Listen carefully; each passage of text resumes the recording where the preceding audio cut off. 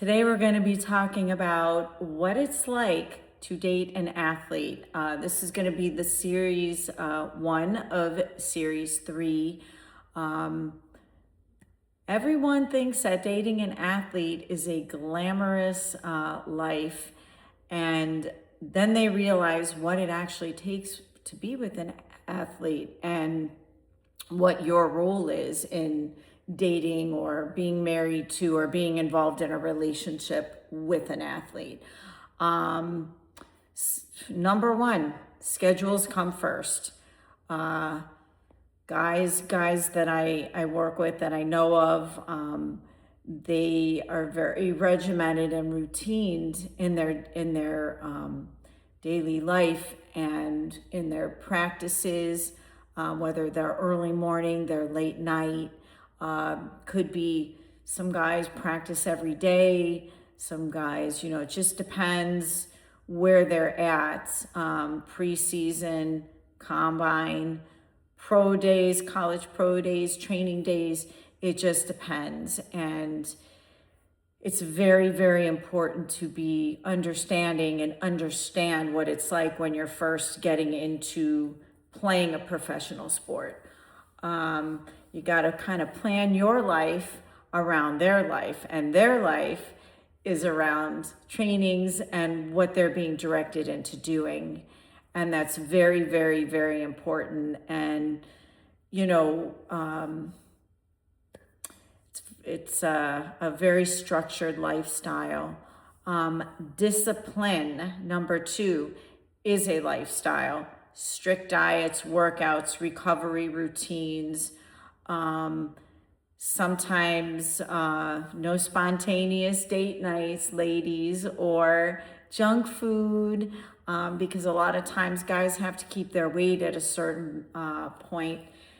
They can't gain or lose weight, or they have to gain weight or lose weight, or, whichever way around it is. But know that, if you did have something planned, it might get canceled. It's important to keep that in mind.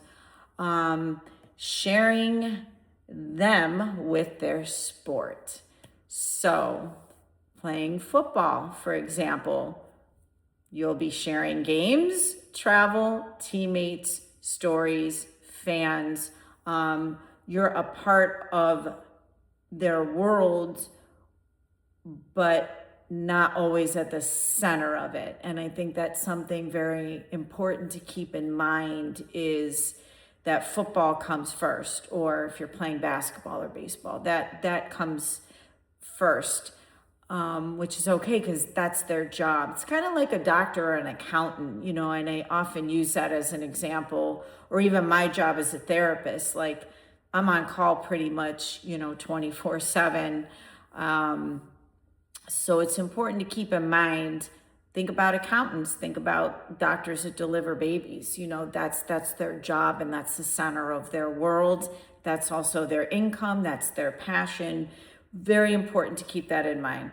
Emotional highs and lows.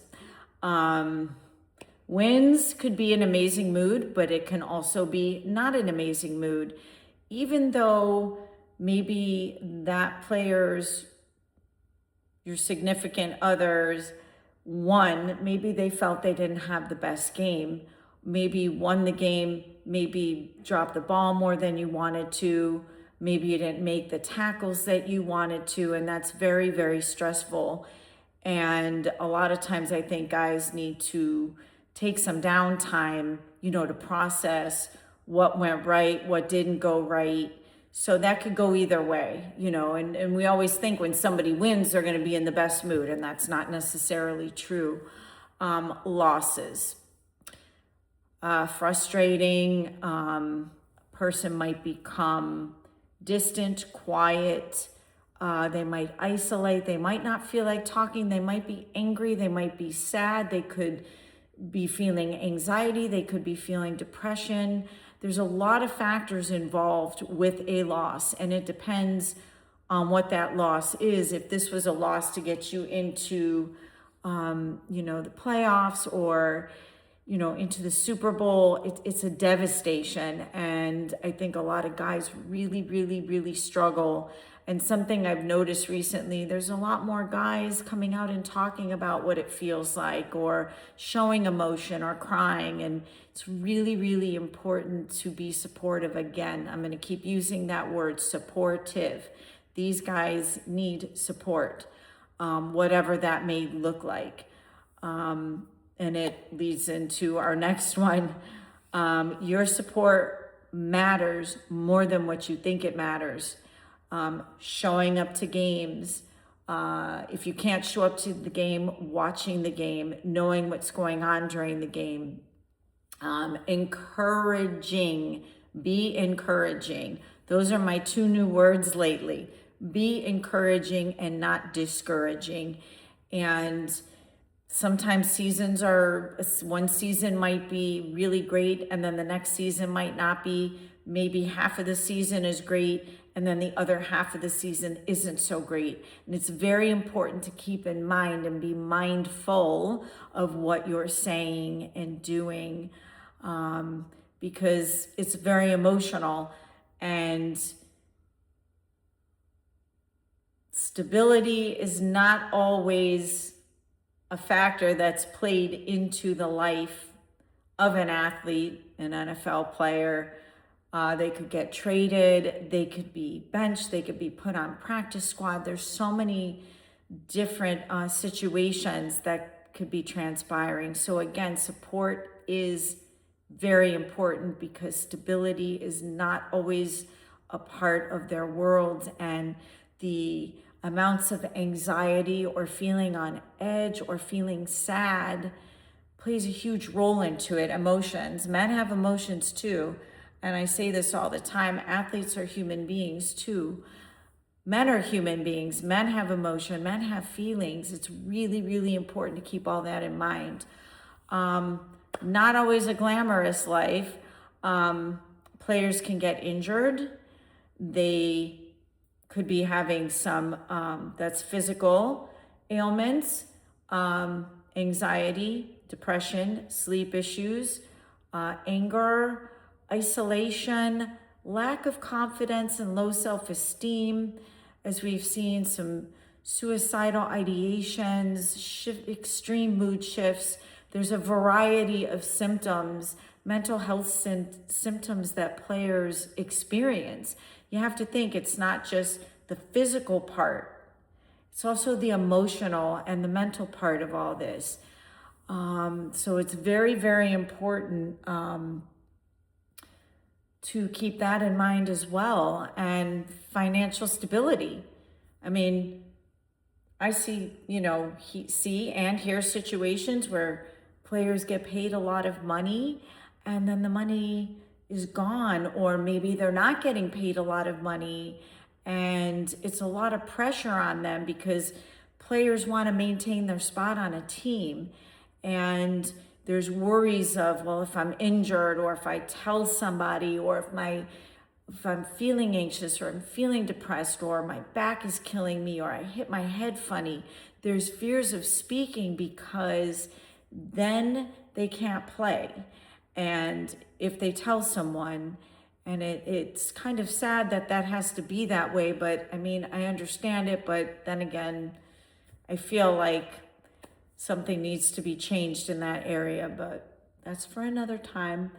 The upside, passionate and being a motivated partner. Always be consistent with what you're doing. Consistency. Routine with your partner who is an athlete. Very important. Encouraging them to go to work. Encouraging what their passion is. Encouraging the playtime. Encouraging to follow their dreams and their passions. Being a part of this for yourself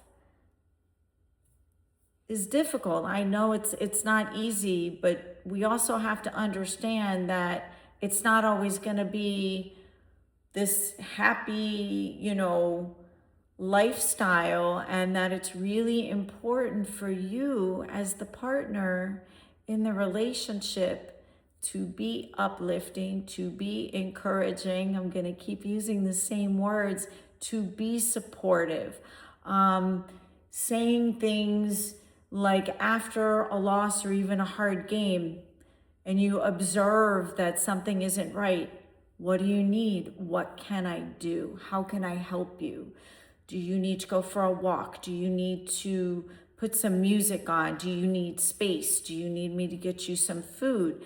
You know, be aware of your partner. Know what their habits are. Know what their likes are. Know what they need in that moment. It's very important. And if you don't know, again, ask that question. What do you need and how can I help? Dating an athlete isn't